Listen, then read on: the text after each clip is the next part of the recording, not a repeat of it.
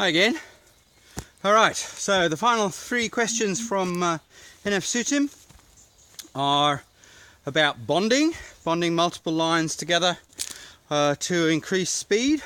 The second one is about the economics of the NBN, and the third one is about number porting, moving your number from one carrier to another. So bonding is a kind of loose term. Essentially the idea of it is you get a certain amount of speed, say 40 megabits down one line. If you get another line, hey, maybe you'll get 80 megabits. Unfortunately, it's not so simple. There are several different ways of doing bonding. The first is just to have two connections. So you have either to the same ISP or even to different ISPs. Your connection, in theory, will use both services. However, because of the way the internet works, you'll get a different IP address for each of those two connections. And so when your PC or your phone makes a connection out, it has to, the server at the far end, the web server or whatever, will respond back to the original IP address that you send it from. So if you're just using one device, your phone or whatever, you essentially only get to use one of those two connections. Now, sure, if a second device comes along, they can use the other service. So if you've got multiple devices, you can use that method of bonding while it doesn't increase the overall speed. While the individual speed of an individual device will not go up, it'll still be limited to, say, the 40 megabits. You can at least have multiple devices running at 40 megabits. So that's the first level. The second level of bonding is where you actually get someone get the ISP involved, and where they actually take each packet and sort of divide it back down. So they send one packet down one link and the next packet down the other link, and that's what they call layer 2 bonding. There are various different technical methods. That actually does work. We have tried it. The bugger about it is you end up with double the speed of, or roughly double the speed of, the slowest of the two connections. So it's not always, so if you have to have very similar connections, performance, so it's not always as great as it sounds. The other problem, of course, is that the ISP has to get involved. And as far as I know, we tried it sort of unofficially, but no ISP will offer that level of bonding. So you're pretty much stuck with the first level, which will actually, because of the way speed test works, where it actually sends multiple connections out to go and download those files, which is what it does testing, it actually will see the two connections and look like it's doing double. But look, it's not a panacea, let's put it that way. You also get some funky issues where if one connection is less reliable than the other, then it can end up affecting both. So it's a nice idea, but we've never found it works. And there's the old adage of if something doesn't work properly, just throw more money at it. And to my mind, throwing more money at it means fibre to the premises upgrade. Second question is about economics. Now that's such a big area that it deserves a whole video on itself, the economics of the NBN.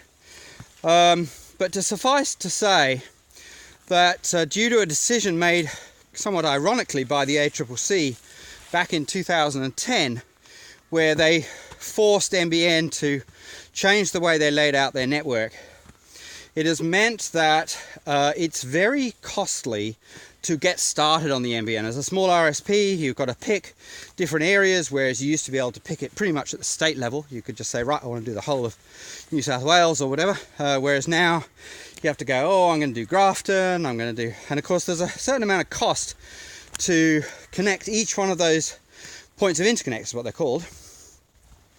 And so at a small scale, that cost, of course, is very expensive just to connect the first customer. So it's very hard to provide national coverage, and in fact we don't provide national coverage because we're just too small. There are other ways of doing it, but they all have their downsides, and so I can cover that in a different podcast about the ways that RSPs connect to the NBN, and there are advantages and disadvantages to both. But to suffice it to say that the other side of the NBN is the economic stress that's going on between the NBN, whose business model, because don't forget, NBN was set up as, it's not a government project. I mean, it's owned by the government, but the idea is that this is a separate, what they call government business enterprise, GBE, which in theory, when it's all built and done, is an asset of value and can be sold off. Now, given the technology choices, I somewhat doubt that'll ever happen now. But one of their key requirements to make this a viable business was they had to get $52 per month per user for everybody that connects to the NBN. Right now, I haven't checked the latest figures, but I think it's around about 45.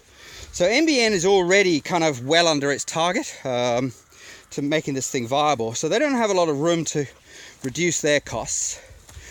On the RSP side, the RSPs, particularly the larger ones, are taking people off ADSL, and because whenever people change their service, it's always the time when they think, oh, maybe I'll look around for a different provider or whatever.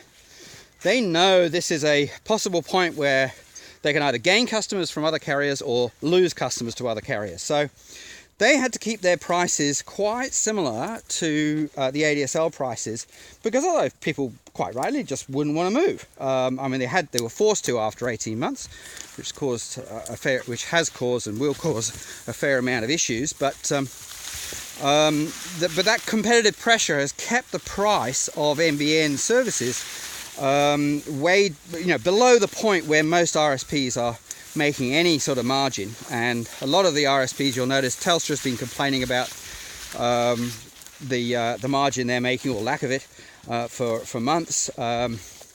Amasim just decided to get out of it. They sold their customer base to Superloop, I believe. I might have got that wrong. And TPG is famous for bundling and trying to get money out of other areas. One of the big areas where, of course, the carriers are trying to make up is on using mobile. So bundle mobile or bundle other services, Foxtel, etc., etc. It's unclear whether these are ever going to actually work and actually create a healthy ecosystem. Because the trouble is when people aren't making money, first of all, they don't invest in their own stuff, so you can absolutely expect that you'll get very poor service, whether that be from service from a call center or the quality of the network itself, like how congested it is, because they have to pay for the amount of bandwidth they move on and off NBN. So, generally speaking, while competition sounds like a great idea, well, it is a great idea, we've ended up in just price competition, and there are some good reasons for that, and I'll go through that in another podcast about why there is so little innovation on the NBN. But that's the issue with the NBN, is that we've got these two tensions. We've got this floor that NBN has to sell their services for, and the ceiling, which is frankly what the customers are willing to pay. Now, there's some debate about whether there's room for a premium provider and all that sort of stuff, and we're having a crack at that. But certainly your average mum and dad, 3 kids, they're pretty much prepared to pay $70 or $80 for an internet connection, and that's about it. And there's not a lot of room in there for the carriers to make money. So the final question was on number porting. Now, this is one of those issues where I kind of want to say, don't get me started. Number porting is basically works when you want to move your telephone number from one carrier, Telstra, because Telstra, actually, one thing that's worth pointing out is Telstra, and on the old copper network, Telstra had all the numbers. You may have been billed by Optus or TPG or whoever, but they were essentially renting that number from Telstra. Now, the moment NBN came along and everybody was forced across to use different technology called VoIP, they then is released from Telstra and transferred to whichever carrier you're with. Essentially, the process to move from one to the other is extremely bureaucratic. You've got a bunch of companies who, frankly, don't really like to work with each other, and so the process is very kind of rigid and everything has to be right, and the move process itself can be extremely time consuming because things go wrong. You know, one carrier will put in a port saying, I want to move this number, here's the account number, because that's typically how they use to verify that they've got permission. You know, and there'll be something wrong, or the line will be connected with something else, and then the port gets rejected, and it goes round and round a few times. And sometimes, and I just don't know whether Telstra actually, who generally speaking are the losing carrier, they're always the one losing the number, whether they frankly have got little interest in making the process efficient, because it doesn't really help them. They actually get to carry on charging line rental and the like until the port is complete. You know, I don't have any obviously official evidence for that, but certainly that's my experience with number porting, is that it can be a very frustratingly slow process. To my mind, the whole problem was the way that the network was originally designed for telephone calls. If you compare that with data networks, where the equivalent of a data network is an IP address, the equivalent of a phone number on a data network is an IP address. And you can, using a protocol called BGP, effectively move that IP address, although it's not an individual, it's a block, from one carrier to another in seconds. And it's actually designed as a failover method. So in other words, if your carrier fails for whatever reason, then it can be moved across to another carrier instantly. Now, that's not something that normal people can use, but it is something that we do at the carrier level, and it's done all the time. And it frustrates me that they don't have a similar protocol, a similar system for doing phone numbers, because apart from anything else, if one carrier goes down and they happen to have your number, then there is no way you can move that number to another carrier while they get their act together, you know, and sometimes the outage might be 4 or 6 hours or whatever. So yes, number porting, not my favorite topic. Of course, there isn't a lot of interest in changing it, because at the end of the day, it is ruled by the big telcos. They are in this little club that essentially move numbers between them, and it's very expensive to join that club. And of course, once you're a member, you pretty much want to keep everybody else out, and so that's pretty much how it works. So yes, number porting is definitely an area that could be improved. It's actually not just an Australian problem. It's actually worldwide, because they all use the what they call the SS7 network protocols to move calls between carriers and the like, and it's all embedded deeply in that. All right, there you go. I hope I got to all your questions. NF Sutim, let me know if there's anything I missed, or if there's anything else you want further explanation about. Speak to you soon.